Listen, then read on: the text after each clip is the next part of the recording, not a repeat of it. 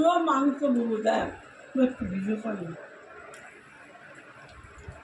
এই দেখো গাইস, আজকে আমার মা খুব সুন্দর করে ফেলেছে এঁচোড়, সেটাও চিংড়ি মাছ দিয়ে, এঁচোড় চিংড়ি আর কি।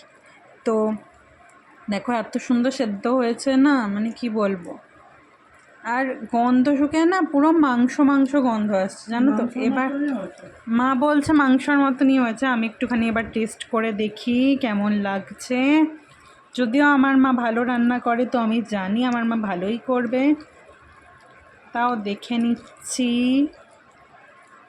সব ভালো করে চটকে নিলাম।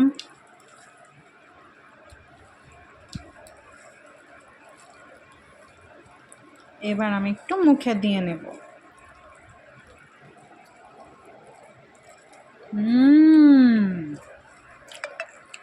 দারুণ।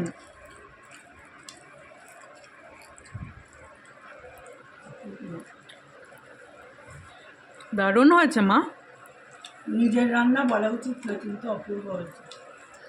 আমার মা যদি রেস্টুরেন্ট করে না, মানে কি বলবো, বলা উচিত না এরম, কিন্তু আমি বলছি খুব ভালো চলবে। মানে আমার মায়ের রান্না এত অপূর্ব না, কি বলবো। যে জিনিসগুলো জানে না সেই জিনিসগুলো আমার মা এত কম সময়ে শিখে ফেলে, আর সেটাকেও নিজের মতো করে এত সুন্দর করে করে, মানে কি বলবো তোমাদের। মাছের ঝোলও আছে এর সাথে, কিন্তু আমার তো সত্যি এত ভালো লাগছে, আমার মনে হচ্ছে পুরো ভাতটা আমি এই দিয়েই খেয়ে নিই।